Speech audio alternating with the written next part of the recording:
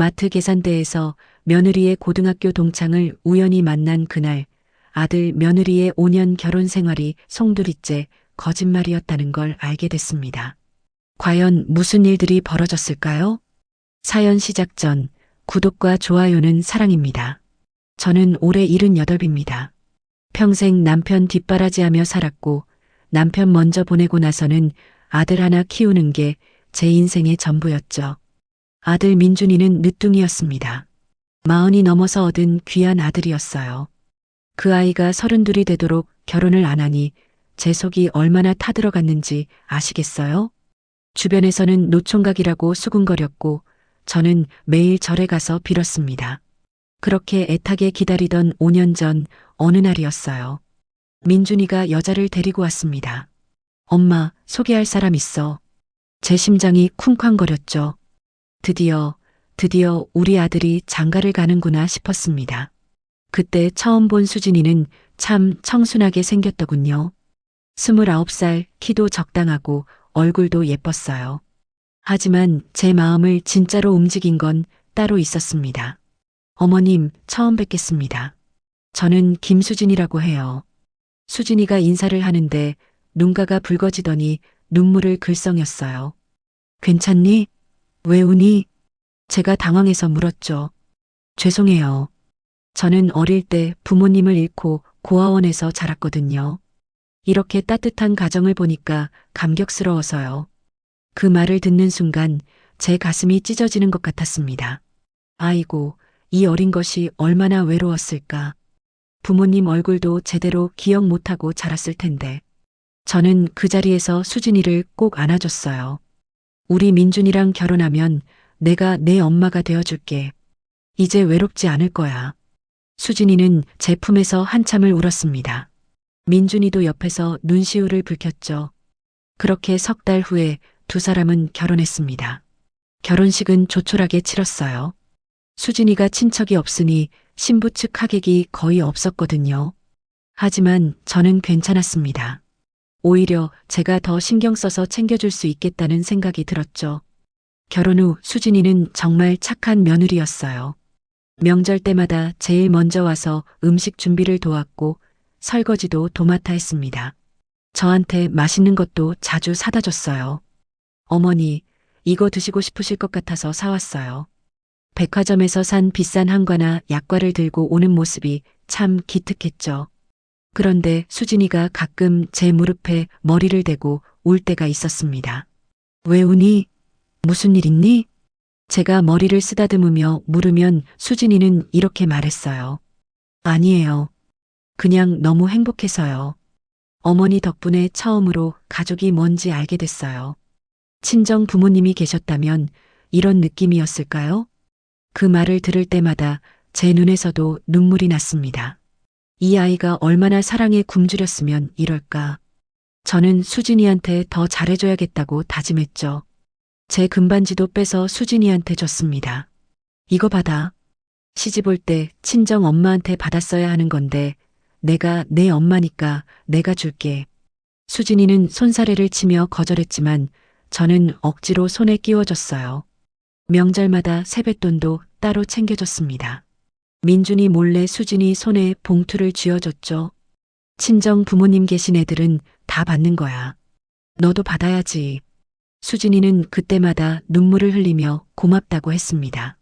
동네 사람들한테 자랑도 많이 했어요. 우리 며느리가 얼마나 착한지 몰라. 고아 출신인데도 이렇게 효성이 지극해. 아는 사람들이 부러워했습니다. 요즘 세상에 그런 며느리 어디서 구해요? 복 받으셨네요. 저는 정말 그렇게 생각했어요. 하늘이 우리 민준이한테 좋은 배필을 내려주셨다고요. 결혼한 지 2년쯤 됐을 때였습니다. 수진이가 조심스럽게 말을 꺼냈어요. 어머니, 사실은 제가 예전에 병원에서 검사를 받았는데요. 자궁에 문제가 좀 있대요. 아기 갖기가 어려울 수도 있다고 하더라고요. 그 말을 듣고 제 가슴이 철렁 내려앉았습니다. 하지만 겉으로는 태연한 척했죠. 괜찮아. 아기는 하늘이 주는 거야. 너무 스트레스 받지 마. 속으로는 걱정이 태산 같았지만 수진이한테 상처 줄까봐 내색하지 않았어요. 그런데 그로부터 1년 후였습니다. 수진이가 임신을 했다는 소식을 전해줬어요. 어머니, 기적이에요. 아기가 생겼어요. 저는 그 자리에서 주저앉아서 울었습니다. 정말 하늘이 도우신 거라고 생각했죠. 의사가 어렵다고 했는데도 임신에 성공했다니 이게 기적이 아니고 뭐겠어요? 10달 동안 저는 수진이를 극진히 모셨습니다. 산부인과 검진도 제가 따라갔고 몸에 좋다는 음식은 다 해줬어요. 그렇게 태어난 아이가 바로 지훈이었습니다. 제 첫 손주. 지훈이를 처음 안았을 때의 그 감격을 어떻게 표현할 수 있을까요? 제 인생에서 가장 행복한 순간이었습니다. 수진아, 정말 고맙다. 이 아이를 낳아줘서 너무 고마워. 수진이도 눈물을 흘리며 말했어요. 어머니가 저를 따뜻하게 대해주셔서 하늘이 선물을 주신 것 같아요. 그 후로 저희 집은 완벽한 가정이었습니다. 민준이는 회사에서 성실하게 일했고 수진이는 지훈이를 잘 키우며 저한테도 효도했어요. 지훈이가 두 돌이 됐을 때는 온 가족이 함께 제주도 여행도 갔습니다. 사진도 많이 찍었죠. 그 사진들을 볼 때마다 저는 이렇게 생각했어요. 이게 바로 행복이구나. 수진이는 지훈이를 키우면서도 저를 자주 찾아왔습니다. 어머니, 지훈이가 할머니 보고 싶대요. 주말이면 을에 우리 집에 와서 같이 밥을 먹었어요. 저는 지훈이를 무릎에 앉히고 동화책을 읽어줬죠. 할미, 또 읽어줘. 지훈이의 재롱이 얼마나 사랑스러웠는지 몰라요. 동네 사람들은 저를 보면 이렇게 말했습니다. 며느리도 착하고 손주도 예쁘고 정말 복 받으셨어요. 저도 그렇게 믿었습니다. 제 인생의 말년이 이렇게 평화롭고 행복할 줄은 몰랐어요. 민준이도 자주 말했죠. 엄마 덕분에 좋은 사람 만났어. 수진이가 엄마를 정말 좋아해. 저는 그 말이 참 기뻤습니다. 제가 수진이를 진심으로 대했더니 수진이도 저를 진심으로 대해주는 것 같았거든요. 그렇게 5년이란 세월이 흘렀습니다. 아무런 의심도 없이, 아무런 문제도 없이요. 저는 매일 아침 일어나서 이렇게 기도했어요. 이 행복이 계속되게 해달라고. 우리 가족 모두 건강하고 행복하게 해달라고요. 그때까지만 해도 저는 몰랐습니다. 제 며느리가 누구인지, 그 행복이 전부 거짓 위에 세워진 것인지, 곧 제 인생에서 가장 큰 충격이 기다리고 있다는 것도요. 그날도 평범한 토요일 오후였습니다. 지훈이가 유치원에서 돌아오면 간식을 줘야 하니까 저는 동네 대형마트로 향했어요. 요즘 지훈이가 좋아하는 건 딸기 맛 요구르트였죠. 마트에 들어서자 익숙한 냉장고 냄새가 코끝을 스쳤습니다. 저는 과자 코너를 지나 유제품 코너로 갔어요. 요구르트를 고르면서도 마음이 흐뭇했습니다. 우리 지훈이가 이걸 먹으면 얼마나 좋아할까? 장바구니에 요구르트며 과일이며 이것저것 담았죠. 계산대로 가는데 사람이 꽤 많았어요. 토요일 오후라 그런지 가족 단위 손님들이 많았습니다. 저는 제일 한산해 보이는 계산대를 골라서 줄을 섰어요. 앞사람이 계산하는 동안 저는 멍하니 천장을 올려다봤습니다. 그때였어요. 계산대 직원이 저를 빤히 쳐다보는 게 느껴졌습니다. 처음에는 그냥 지나쳤어요. 나이 든 사람 쳐다보는 게 뭐 이상한가 싶었죠. 그런데 제 차례가 됐을 때도 그 직원은 계속 저를 응시했어요. 30 초반쯤 되어 보이는 여자 직원이었습니다. 이름표를 보니 이미란이라고 적혀 있었어요. 물건을 계산하면서도 이미란이라는 직원은 제 얼굴을 자꾸 훑어봤습니다. 저는 약간 불편했지만 내색하지 않았어요. 그런데 계산이 끝나갈 무렵 이미란이 조심스럽게 말을 꺼냈습니다. 저기 혹시 여쭤봐도 될까요? 네, 뭔데요? 저는 별 생각 없이 대답했죠. 이미란은 잠깐 머뭇거리더니 물었어요. 혹시 수진이 시어머니 되시는 분 맞으시죠? 그 말에 저는 깜짝 놀랐습니다. 어떻게 저를 아는 걸까? 맞는데 어떻게 아셨어요? 저 김수진이랑 고등학교 동창이에요. 이미란이라고 해요. 예전에 수진이가 시댁분 사진 보여준 적이 있거든요. 아, 그렇구나 싶었습니다. 수진이의 친구라니 반가웠죠. 아이고, 그래요? 우리 수진이 친구구나. 반갑네요. 저는 환하게 웃으며 말했어요. 수진이가 고아 출신이라 친구가 별로 없다고 들었는데 이렇게 만나니 정말 좋네요. 그 순간이었습니다. 이미란의 얼굴이 새하얗게 질리는 게 보였어요. 눈이 커지고 입이 살짝 벌어졌죠. 뭔가 이상했습니다. 이미란은 주변을 두리번거리며 불안한 표정을 지었어요. 그러더니 목소리를 낮춰서 말했습니다. 저기 어머님, 죄송한데요. 수진이가 고아라고요? 네, 그렇다고 들었는데요.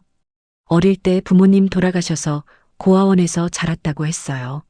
제 말에 이미란의 얼굴이 더 굳어졌습니다. 뭔가 심상치 않았어요. 이미란은 계산대 뒤를 힐끔 보더니 더 작은 목소리로 말했어요. 어머님, 이거 큰일인데요. 수진이 부모님 멀쩡히 살아계세요. 순간 제 심장이 쿵 하고 내려앉았습니다. 뭐라고요? 무슨 소리예요? 수진이 부모님이 살아계시다고요? 네, 강남에 빌딩도 있으시고요. 언니, 오빠도 다 있어요. 수진이는 막내예요. 이미란의 말이 귀에 들어오는데도 머리가 하얗게 변했습니다. 장바구니를 든 제 손이 덜덜 떨렸어요. 그게 대체 무슨 말이 제대로 나오지 않았습니다. 이미란은 난처한 표정으로 계속 말을 이었어요. 저도 지금 너무 놀랐어요. 수진이가 고아라고 했다니. 고등학교 때 부모님이 학교 행사에도 자주 오셨는데요. 제 손에서 장바구니가 떨어졌습니다. 바닥에 콩 하는 소리가 났어요. 이미란이 깜짝 놀라 장바구니를 주워줬습니다. 어머님, 괜찮으세요? 괜찮을 리가 없었습니다. 5년 동안 믿었던 게 전부 거짓이었다는 말인가요? 제 머릿속이 복잡하게 돌아갔어요. 혹시 다른 사람이랑 착각하신 거 아니에요? 저는 간절히 물었습니다. 제발 착각이기를 바랐죠. 하지만 이미라는 고개를 저었어요. 아니에요. 제가 수진이랑 3년 내내 같은 반이었거든요. 얼굴도 똑같고 이름도 같아요. 김수진 맞아요. 이미라는 잠깐 망설이더니 더 충격적인 말을 했습니다. 그리고 어머님, 더 말씀드릴 게 있는데요. 수진이 28살 때 결혼했었어요. 뭐라고요? 대기업 다니는 과장님이랑 결혼했는데 2년 만에 이혼했어요. 동창회에서 다들 알고 있는 얘기예요. 세상이 무너지는 것 같았습니다. 제 다리에 힘이 풀려서 계산대에 손을 짚었어요. 이미란이 황급히 제 팔을 잡아줬습니다. 어머님, 앉으세요.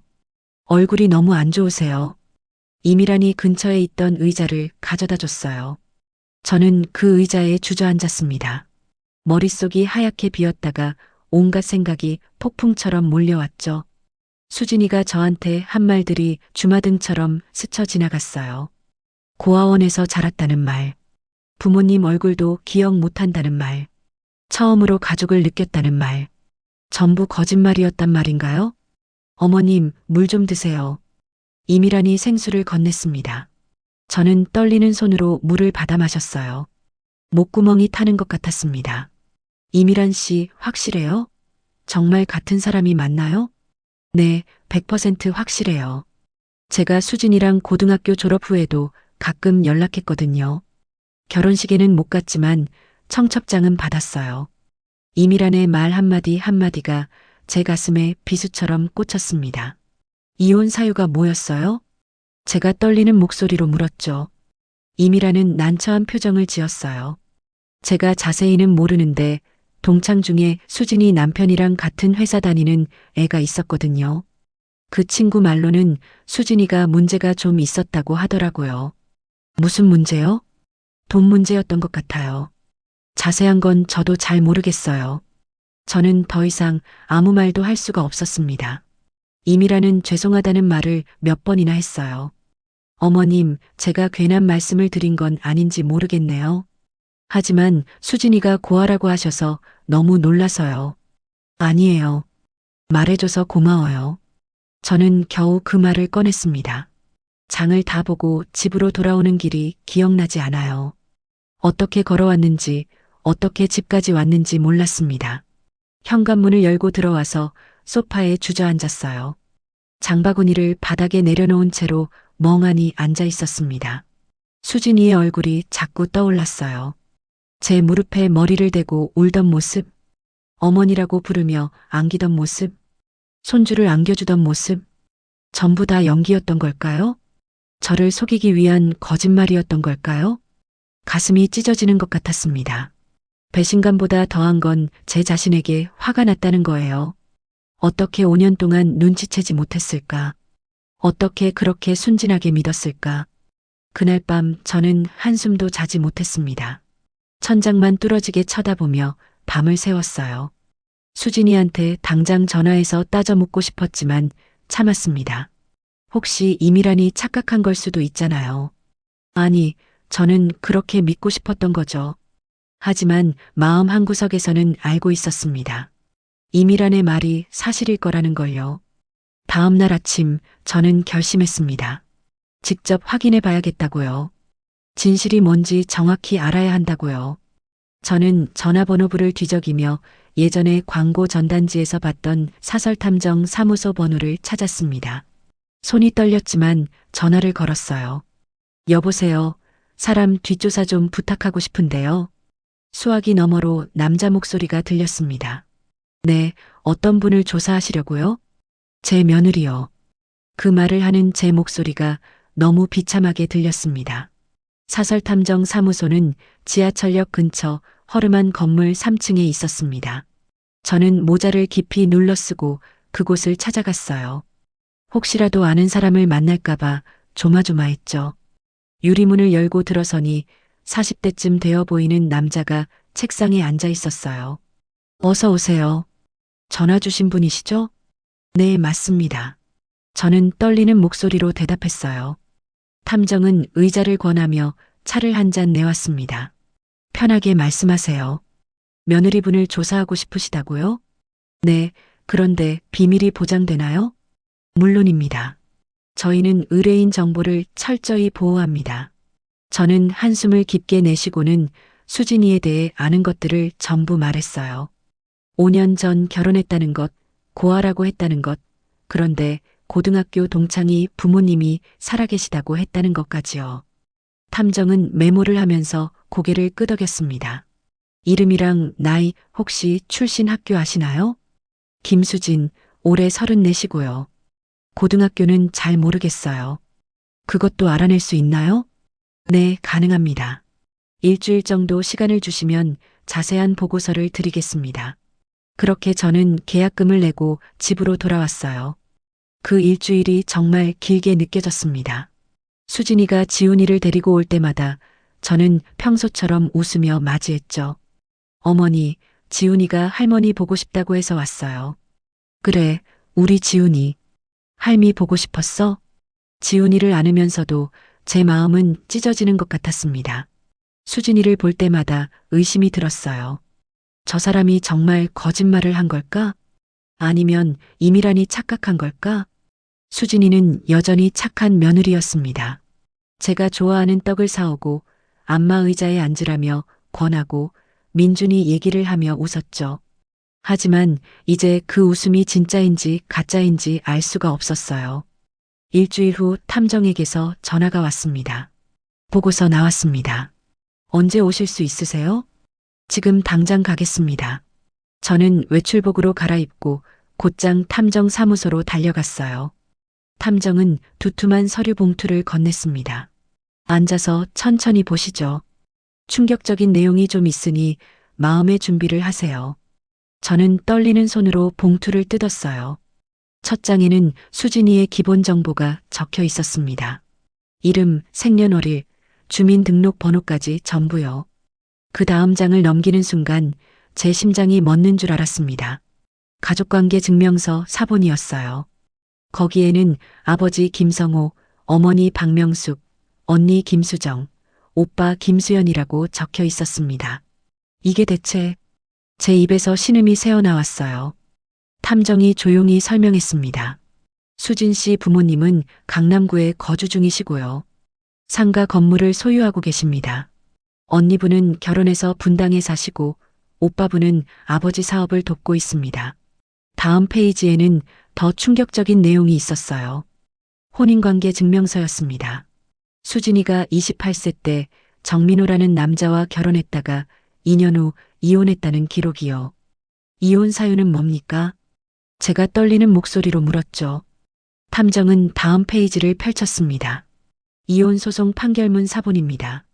여기 보시면 원고 측, 그러니까 전 남편 측에서 제시한 이혼 사유가 나와 있어요. 저는 판결문을 읽기 시작했어요. 그런데 읽으면 읽을수록 손이 떨렸습니다.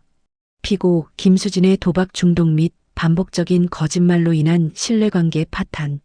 도박이라는 단어에 머리가 멍해졌어요. 탐정이 계속 설명했습니다.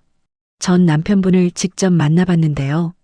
수진 씨가 결혼 후 불법 사설 도박장을 드나들었다고 합니다. 처음엔 작은 금액이었는데 점점 액수가 커졌대요. 얼마나 잃었습니까? 이혼 위자료로 3억을 받았는데 2년 만에 전부 날렸다고 합니다. 저는 그 자리에서 숨이 막혔어요. 3억을 도박으로 다 날렸다고요? 탐정은 다음 서류를 꺼냈습니다. 그리고 이건 더 중요한 부분인데요. 수진 씨가 귀댁과 결혼할 때 제출한 서류들입니다. 호적 등본과 건강검진서 사본이 나왔어요. 이 서류들은 위조된 겁니다. 호적 등본은 부모님 난이 사망으로 조작됐고요. 건강검진서는 아예 가짜 병원 도장을 찍은 겁니다. 제 손에서 서류가 떨어졌습니다. 위조라고요? 우리 며느리가 서류를 위조해서 결혼했다는 말인가요? 탐정은 마지막 서류를 꺼냈어요. 그리고 이건 수진 씨의 의료 기록입니다. 불법이긴 하지만 특별히 구해왔습니다. 의료 기록을 보는 순간 저는 소리를 지를 뻔했어요. 첫 결혼 시절에 임신 중절 수술을 2번이나 받았다는 기록이었습니다. 자궁에 문제가 있다고 했는데 그것도 거짓말이었군요. 탐정의 말에 저는 고개를 떨구었어요. 눈물이 주르륵 흘러내렸습니다. 전 남편분 말로는 수진 씨가 아이를 원하지 않아서 임신할 때마다 지웠다고 합니다. 그런데 귀댁 아들분과는 아이를 낳았네요. 그 말의 의미를 깨닫는 순간 온몸에 소름이 돋았어요. 수진이는 계획적으로 지훈이를 임신한 겁니다. 우리 집안에 완전히 자리 잡기 위해서요. 수진 씨 친정 가족들은 현재 수진 씨와 연락을 끊은 상태입니다. 수진 씨가 도박비 때문에 부모님께 손을 벌렸다가 거절당한 후로요. 탐정이 건넨 사진 한 장이 있었어요. 수진이의 친정 가족들이 식당에서 식사하는 모습이었습니다. 아버지, 어머니, 언니, 오빠가 다 함께 웃고 있었죠. 수진이만 없었습니다. 친정에서 완전히 연을 끊었다는 게 확실합니까? 네, 제가 직접 확인했습니다. 수진 씨 오빠분이 그러시더군요. 동생이 너무 말썽을 많이 피워서 가족들이 지쳤다고요. 저는 보고서를 덮었어요. 더 이상 볼 수가 없었습니다. 5년 동안 저를 완벽하게 속인 겁니다. 고아 행세를 하며 제 동정심을 이용했고 착한 며느리 행세를 하며 제 신뢰를 얻었고 손주까지 낳아서 완전히 우리 집안 사람이 됐죠. 어머님 괜찮으세요? 탐정이 물었지만 저는 대답할 수가 없었어요. 탐정 사무소를 나와서도 한참을 그 자리에 서 있었습니다. 다리에 힘이 안 들어갔거든요. 집에 돌아와서 소파에 앉았어요. 탐정이 준 보고서를 다시 꺼내서 한 장 한 장 넘겼습니다. 읽으면 읽을수록 분노가 치밀었어요. 어떻게 사람이 이럴 수가 있을까? 제가 그렇게 잘해줬는데, 제가 진심으로 딸처럼 아꼈는데 전부 이용만 한 겁니까? 저는 그날 밤도 잠을 이루지 못했습니다. 하지만 이번엔 울지 않았어요. 대신 차갑게 계획을 세우기 시작했습니다. 5년 동안 우리 가족을 속인 대가를 치르게 할 거예요. 다음 날 아침 저는 변호사 사무소를 찾아갔습니다. 유명하다는 변호사를 예약했죠. 변호사는 60대 초반의 카리스마 있는 남자였어요. 무슨 일로 오셨습니까?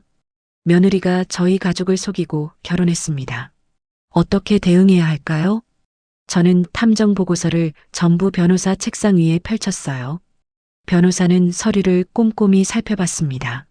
한참을 보더니 고개를 끄덕였죠. 위조 서류로 혼인신고를 했다는 게 핵심이네요. 이건 형사처벌 대상입니다. 그럼 며느리 명의로 된 재산은 어떻게 되나요?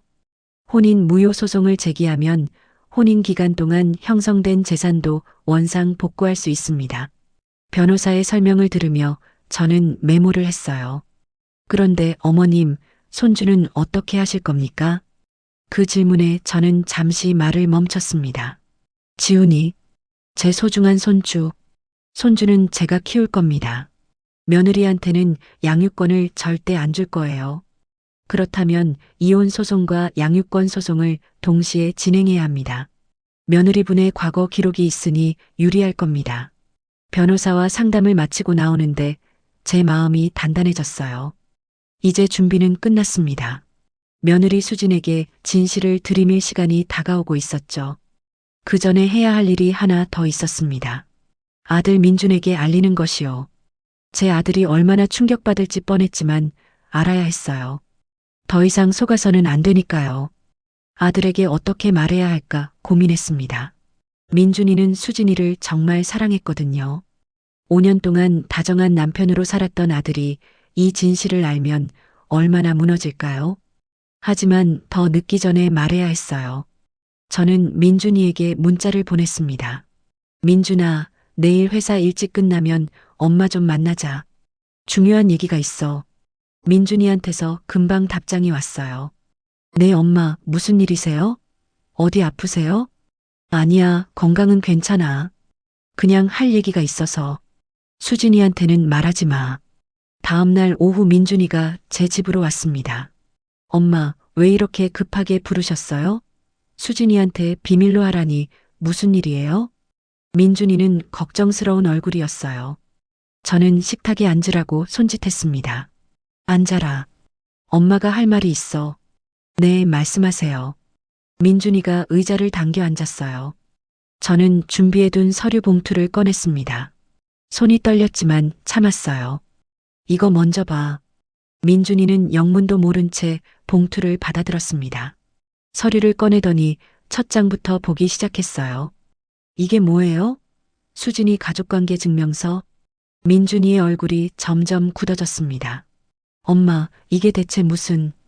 끝까지 다 봐. 저는 단호하게 말했죠. 민준이는 다음 장을 넘겼어요. 혼인관계 증명서를 보는 순간 민준이의 손이 멈췄습니다. 이혼 기록이요? 수진이가 결혼했었다고요? 민준이의 목소리가 떨렸어요. 계속 봐. 아직 더 남았어. 민준이는 이혼 판결문을 읽기 시작했습니다. 도박 중독이라는 단어를 본 순간 민준이의 얼굴이 새하얗게 질렸어요. 이게 무슨 소리예요? 수진이가 도박을 했다고요? 3억을 날렸단다. 전부 도박으로. 제 말에 민준이는 고개를 저었어요. 아니에요. 이건 동명이인이거나 착오가 있는 거예요. 우리 수진이가 이럴 리 없어요. 민준이는 믿고 싶지 않은 표정이었습니다. 저도 이해했어요. 저 역시 처음엔 그랬으니까요. 그럼 이것도 봐. 위조 서류야.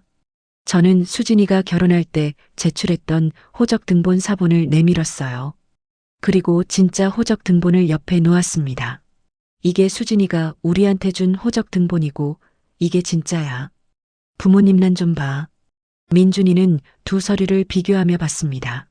한쪽에는 부모 사망이라고 적혀 있고 다른 한쪽에는 부모님 성함이 또렷하게 적혀 있었죠. 이건 진짜 동명이인 아니에요? 민준이가 마지막 희망을 붙잡듯 물었어요. 주민등록번호까지 똑같아. 그리고 이것도 봐. 저는 의료 기록을 꺼냈습니다. 임신 중절 수술 기록이요. 수진이가 자궁에 문제 있어서 임신 어렵다고 했지? 그것도 거짓말이야. 첫 번째 결혼 때 2번이나 임신했다가 지운 거야. 민준이는 서류를 보더니 갑자기 벌떡 일어났어요. 엄마, 이거 어떻게 구한 거예요? 사설탐정 쓰신 거예요? 그래, 일주일 전에 의뢰했어. 왜요? 왜 수진이를 조사하신 거예요? 민준이의 목소리가 커졌습니다. 저는 차분하게 대답했어요. 마트에서 수진이 고등학교 동창을 만났어. 그 친구가 수진이 부모님 살아계신다고 하더구나. 그래서 확인해 본 거야. 그렇다고 해도 이건 프라이버시 침해 아니에요? 며느리를 이렇게까지 조사하다니. 민준이는 화가 난 것 같았어요. 하지만 저는 이해했습니다. 아들 입장에서는 아내를 믿고 싶었을 테니까요. 민준아, 엄마 말 좀 들어봐. 수진이가 우리한테 한 거짓말이 얼마나 많은지 알아? 부모님 돌아가셨다는 것, 고아원에서 자랐다는 것, 자궁에 문제 있다는 것, 전부 거짓말이야. 그래도요. 민준이는 여전히 받아들이지 못하는 표정이었어요. 저는 한숨을 쉬고는 말했습니다. 그럼 수진이 전 남편을 만나볼래? 직접 들어봐. 전 남편이요? 탐정이 연락처 알아왔어. 만나서 얘기 들어보자. 그래도 안 믿으면 엄마가 할 말 없어. 민준이는 망설이다가 고개를 끄덕였어요. 이틀 후 저희는 수진이의 전 남편 정민호를 만났습니다. 강남역 근처 조용한 카페였어요. 정민호는 40대 초반의 말끔한 남자였습니다. 안녕하세요. 전화 받고 놀랐습니다. 정민호는 민준이를 보더니 안타까운 표정을 지었어요. 수진 씨 재혼하셨다는 건 알고 있었습니다. 새 남편분이시군요. 민준이는 어색하게 인사했습니다. 저는 바로 본론으로 들어갔어요. 수진이와 결혼 생활이 어땠나요? 솔직하게 말씀해 주세요. 정민호는 커피를 한 모금 마시고는 입을 열었습니다. 처음 1년은 괜찮았어요. 수진 씨가 착하고 예쁘고 저는 행복했죠. 그런데 결혼 1년쯤 지나서부터 이상한 점들이 보이기 시작했습니다. 어떤 점이요? 돈이 자꾸 없어지는 거예요.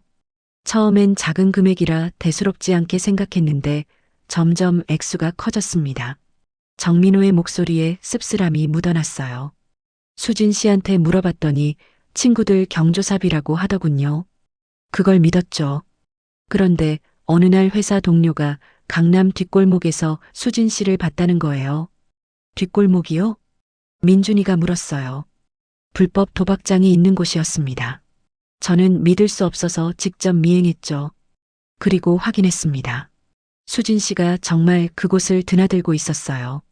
정민호는 잠시 말을 멈췄습니다. 힘든 기억인 것 같았어요. 얼마나 잃었나요? 제가 물었죠. 이혼 위자료로 3억을 줬는데 2년 후에 수진 씨 채권자들한테서 연락이 왔습니다. 전부 날렸더군요.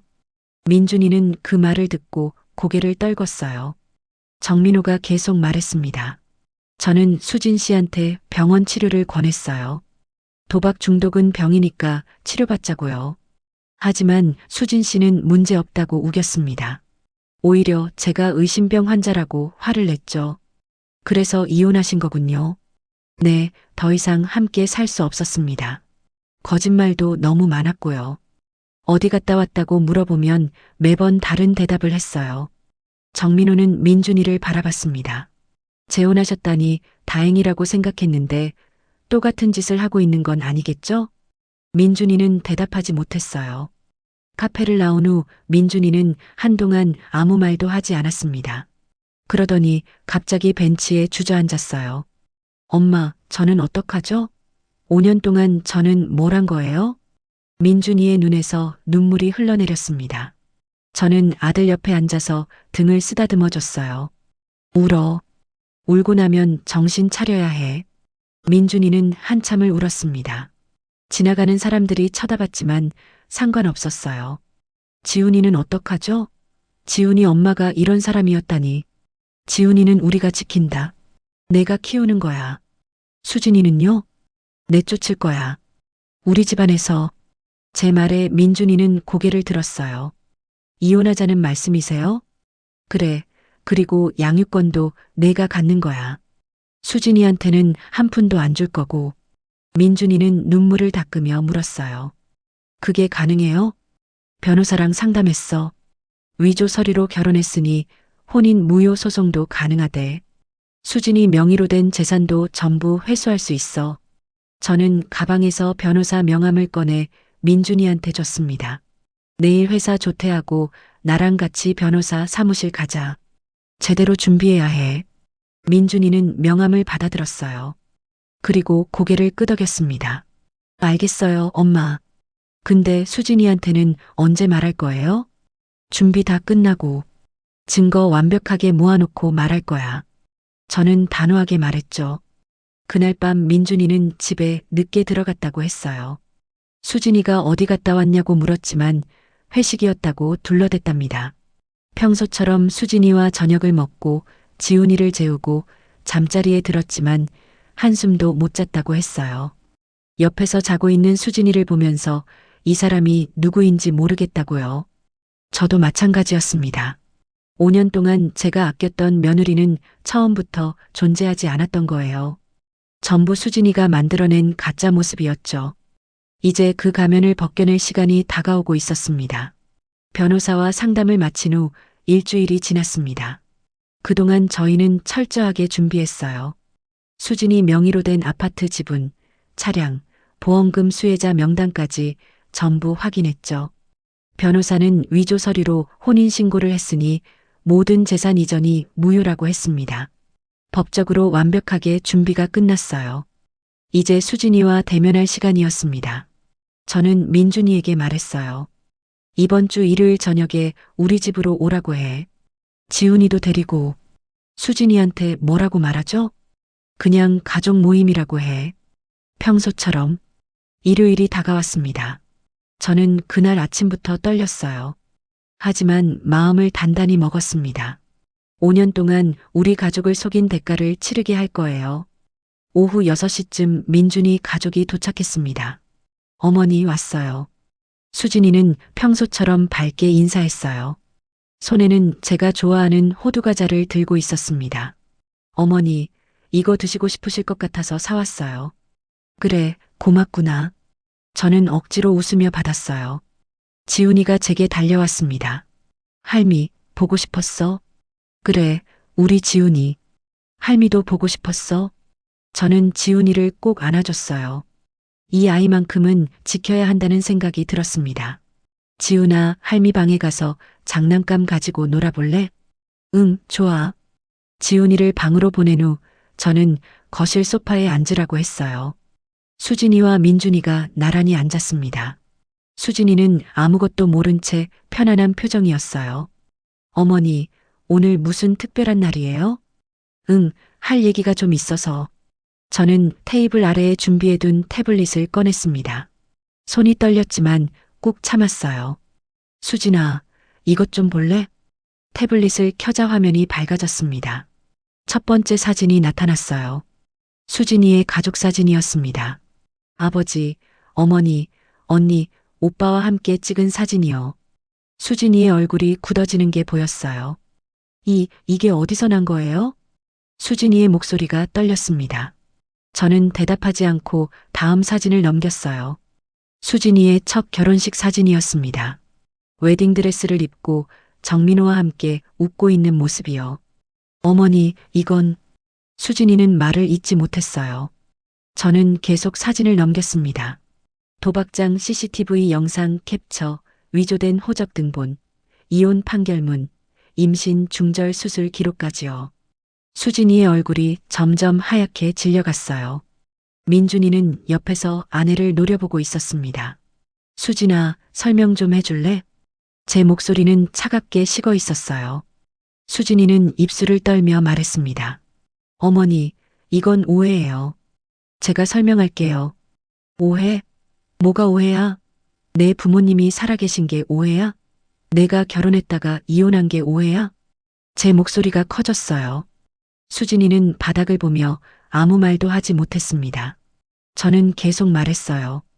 5년 동안 고아 행세하면서 우리 가족을 속였지. 내 동정심을 이용해서 말이야.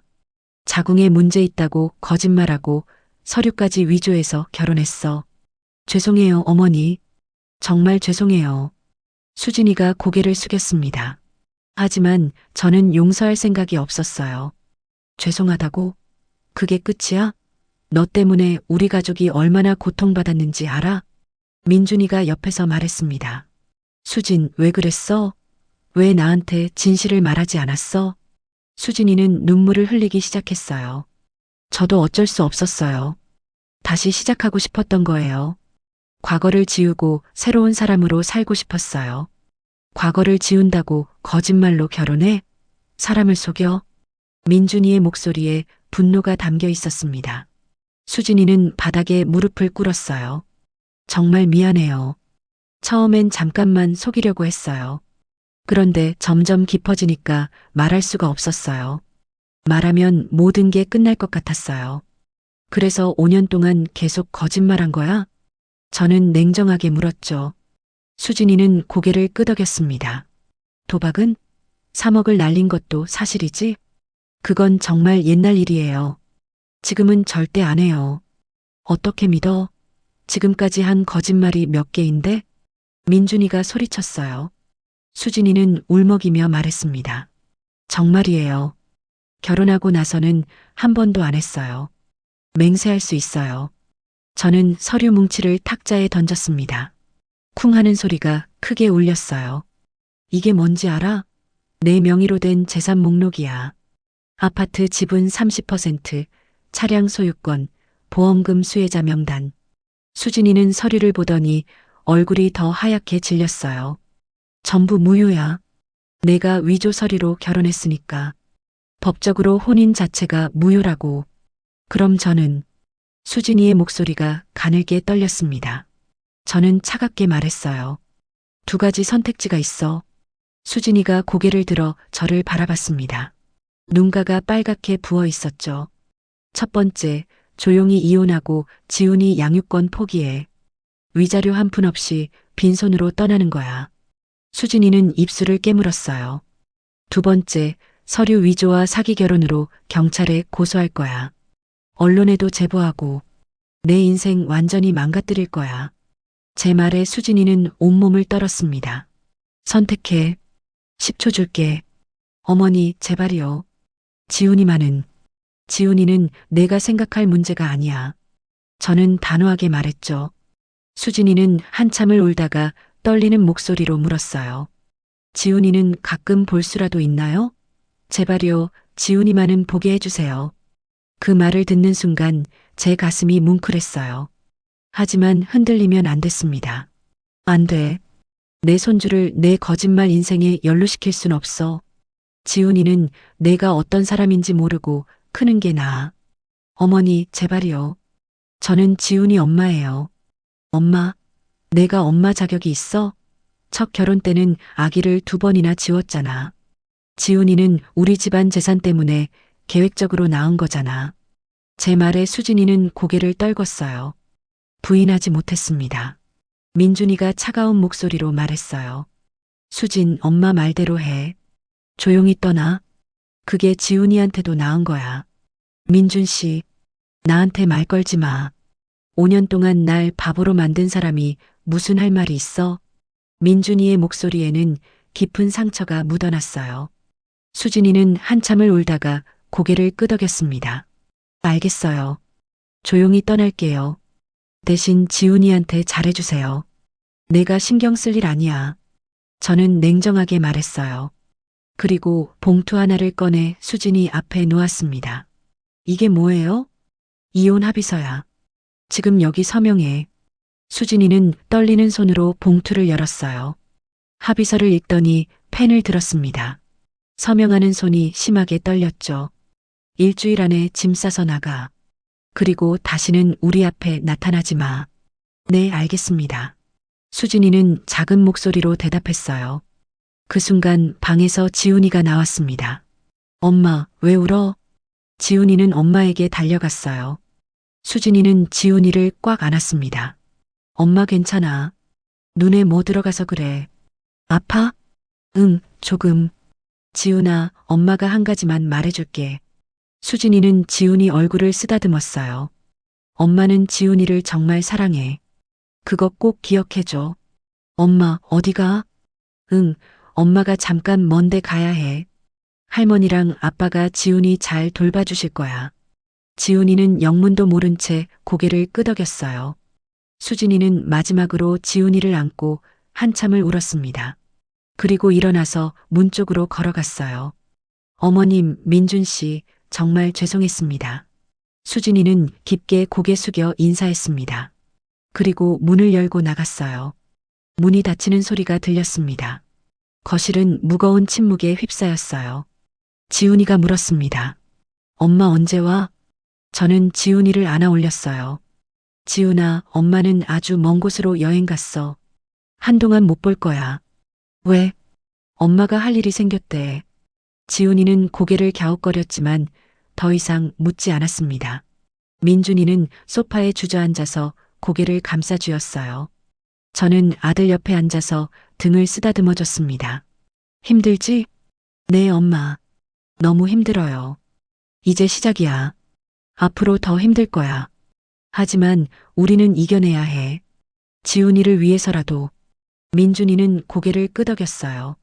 그날 밤 저는 오랜만에 깊이 잠들었습니다. 5년 동안 품고 있던 무거운 짐을 내려놓은 것 같았어요. 이제 복수의 마지막 단계만 남았습니다. 수진이가 떠난 다음 날 아침이었습니다. 저는 일찍 일어나서 변호사에게 전화했어요. 합의서에 서명받았습니다. 이제 어떻게 하면 되죠? 가져오세요. 바로 법원에 제출하겠습니다. 변호사의 목소리는 차분했어요. 저는 오후에 변호사 사무실로 향했습니다. 합의서를 건네자 변호사는 꼼꼼히 확인했어요. 잘하셨습니다. 이제 재산 회수 절차를 밟겠습니다. 얼마나 걸리나요? 한 달 정도면 될 겁니다. 아파트 지분부터 시작하겠습니다. 변호사는 서류를 정리하며 말했어요. 그리고 어머님, 한 가지 더 조언하자면 수진 씨의 과거 채권자들에게 연락하시는 건 어떻습니까? 채권자들요? 네, 수진 씨가 도박으로 빌린 돈이 아직 남아있을 겁니다. 그 사람들한테 수진 씨 연락처를 알려주시면. 변호사는 말끝을 흐렸어요. 하지만 저는 무슨 뜻인지 정확히 알았습니다. 수진이가 도망칠 곳조차 없게 만들라는 얘기였죠. 알겠습니다. 그렇게 하죠. 저는 냉정하게 대답했어요. 집으로 돌아오는 길에 탐정에게 전화했습니다. 수진이 채권자 명단 있죠? 그 사람들 연락처 좀 주세요. 네, 있습니다. 문자로 보내드리겠습니다. 얼마 후 문자가 왔어요. 3명의 채권자 이름과 연락처였습니다. 저는 첫 번째 번호로 전화를 걸었습니다. 여보세요? 남자 목소리가 들렸어요. 거친 목소리였습니다. 혹시 김수진한테 돈 빌려주신 분 맞으세요? 누구세요? 수진이를 어떻게 아세요? 저는 수진이 전 시어머니입니다. 수진이가 지금 어디 있는지 아세요? 모르죠. 연락 두절된 지 오래됐어요. 2천만 원을 떼먹고 도망갔는데 남자의 목소리에 분노가 묻어났어요.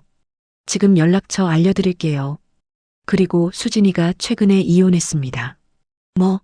이혼했다고요? 그럼 재산 분할 받았겠네? 아니요, 한 푼도 못 받았습니다. 빈손으로 쫓겨났어요. 전화기 너머로 욕설이 들렸어요.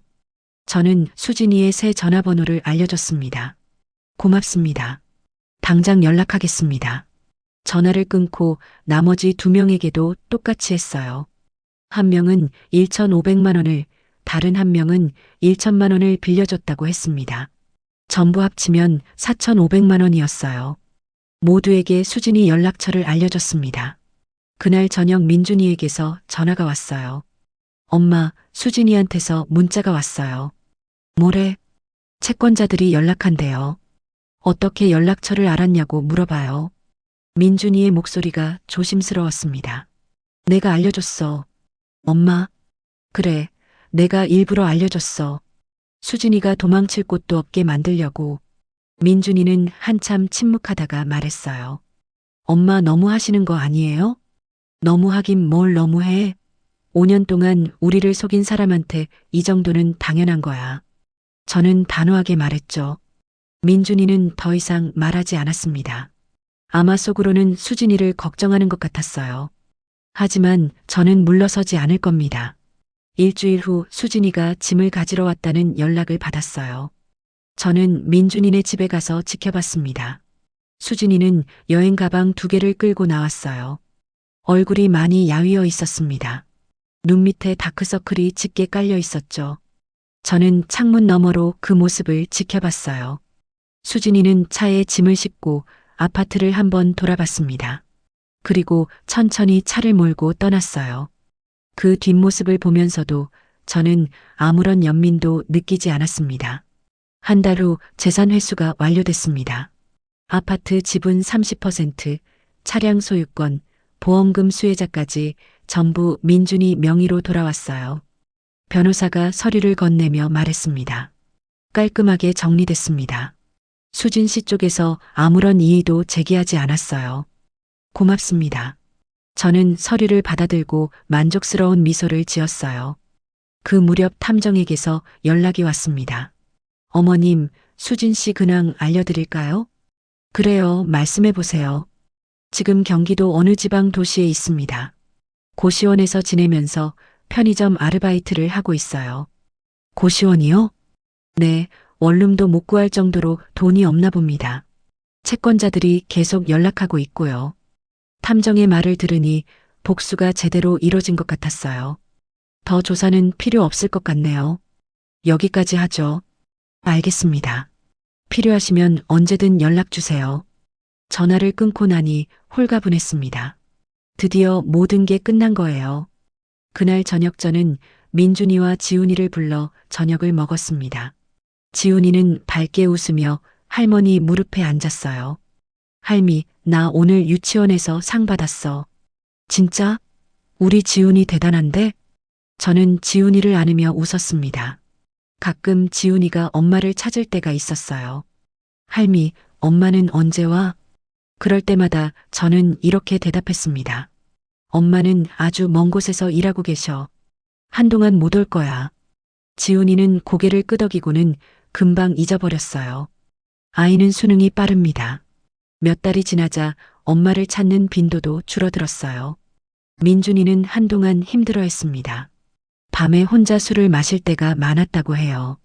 하지만 시간이 지나면서 점점 회복하는 것 같았어요.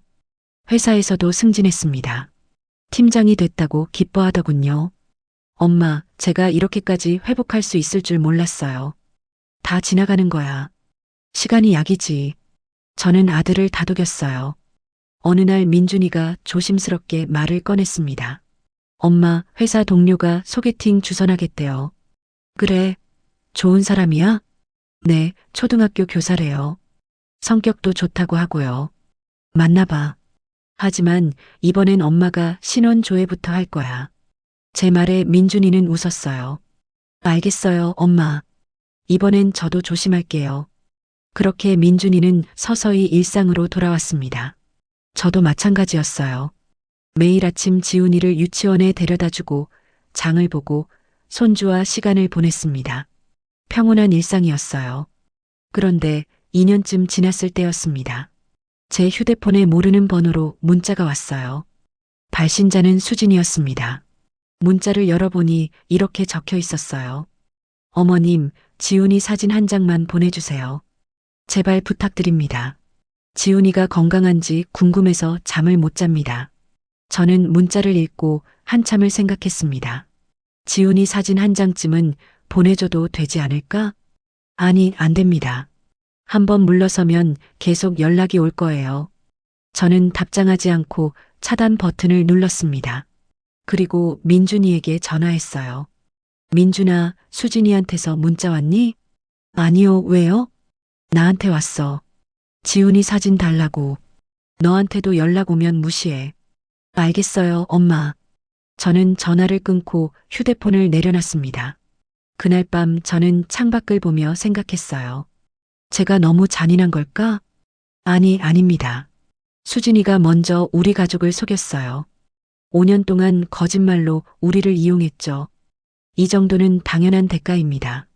거실에 걸린 지훈이 사진을 봤어요. 환하게 웃고 있는 손주의 얼굴이요. 이 아이만큼은 거짓말쟁이 엄마의 영향을 받지 않고 자라야 합니다. 저는 마음을 단단히 먹었어요. 수진이와는 영원히 연락하지 않을 겁니다. 지훈이도 엄마를 찾지 않게 키울 거예요. 그게 이 아이를 위한 최선의 선택이니까요. 몇 달 후 탐정한테서 마지막 연락이 왔습니다. 어머님, 수진 씨가 최근에 작은 식당에 취직했대요. 설거지 일을 하고 있답니다. 그렇군요. 채권자들이 아직도 가끔 찾아온다고 하더라고요. 힘들게 사는 것 같습니다.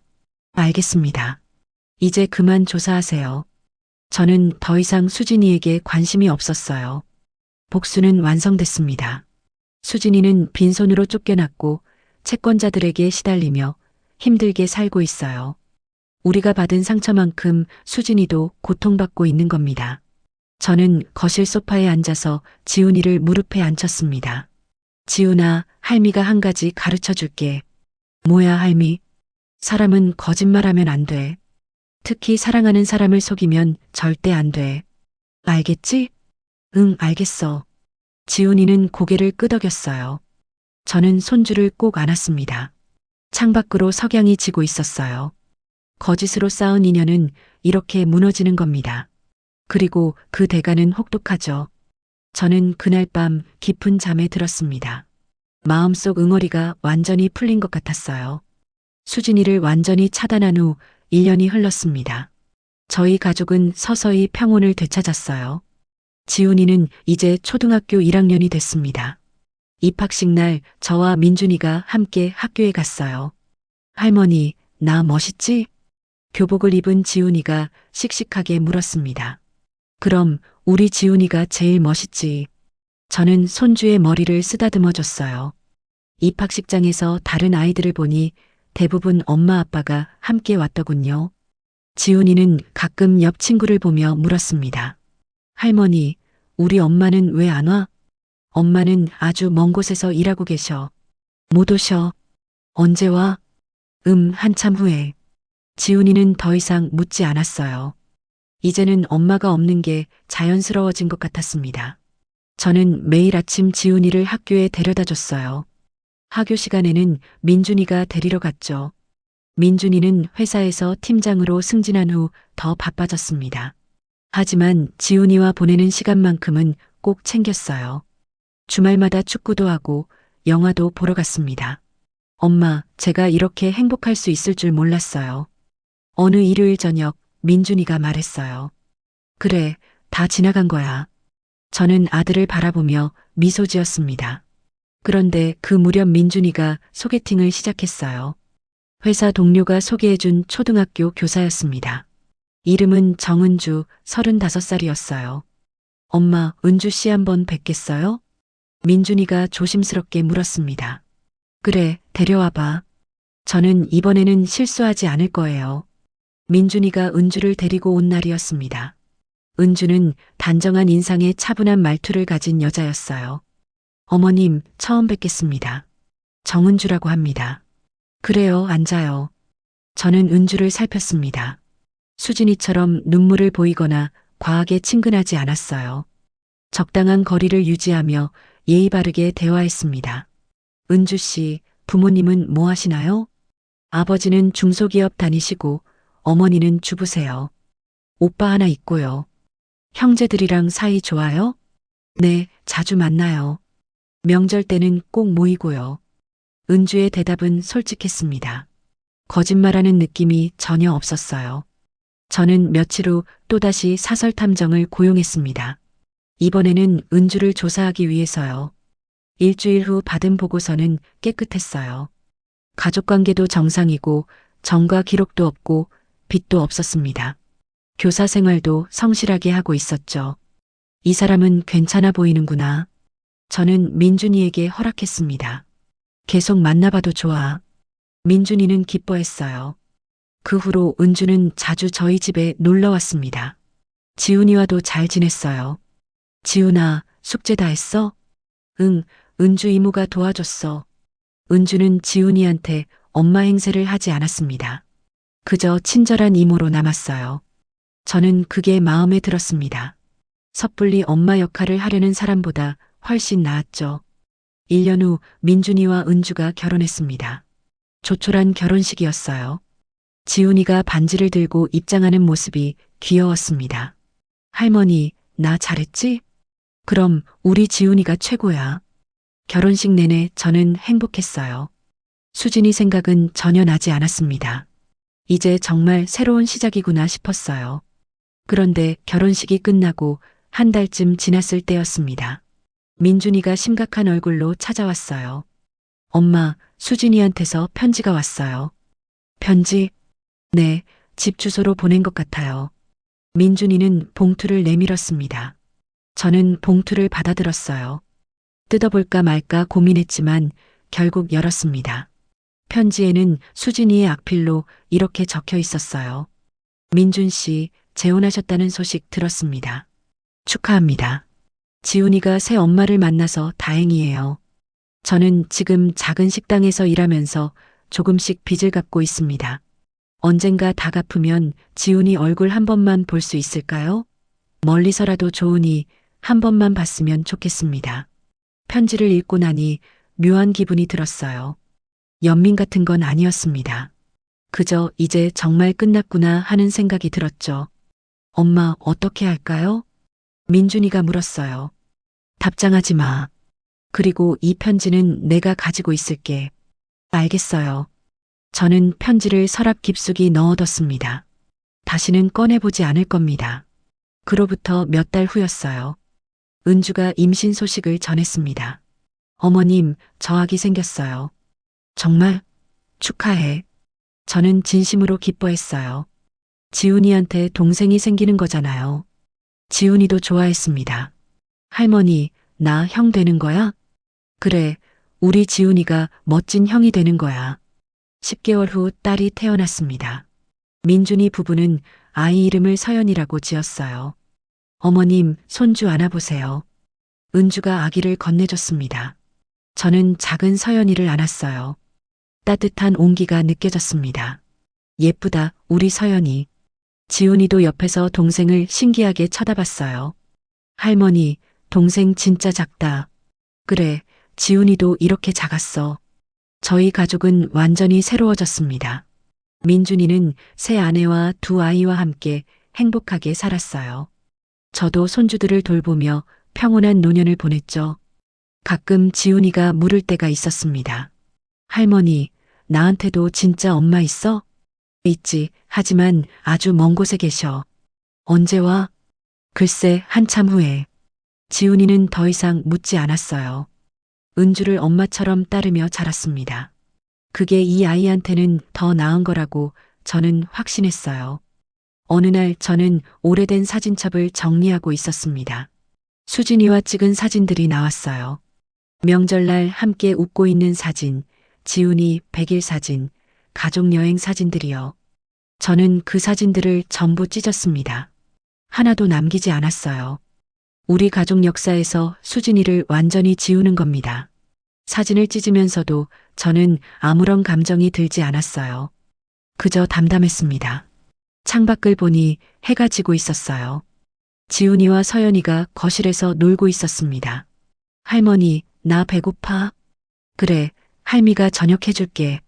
저는 부엌으로 갔습니다. 냉장고를 열고 재료를 꺼내면서 생각했어요. 진실은 언젠가 드러나는 법입니다. 거짓말로 쌓은 관계는 결국 무너지죠. 그리고 그 대가는 혹독해요. 수진이는 지금도 어딘가에서 빚을 갚으며 힘들게 살고 있을 겁니다. 채권자들에게 쫓기고 힘든 일을 하며 외롭게 지내겠죠. 가끔 지훈이 생각을 하면서 울 수도 있어요. 하지만 그건 수진이가 선택한 길입니다. 거짓말로 우리 가족을 속인 대가죠. 저는 저녁상을 차리며 손주들을 불렀습니다. 지훈아, 서연아, 밥 먹자. 네, 할머니. 가족이 모여 앉아서 저녁을 먹었어요. 민준이와 은주도 왔습니다. 어머님, 잘 먹겠습니다. 그래, 많이 먹어. 저는 행복한 가족의 모습을 바라봤습니다. 이제 수진이는 우리 기억 속에서 완전히 사라졌어요. 앞으로도 계속 그럴 겁니다. 저는 지훈이에게 말했어요. 지훈아, 할머니가 말했지? 사람은 거짓말하면 안 된다고. 응, 기억해. 평생 그렇게 살아. 거짓말은 결국 들통나고 그 대가는 엄청나게 크단다. 알겠어, 할머니. 지훈이는 고개를 끄덕였습니다. 저는 만족스러운 미소를 지었어요.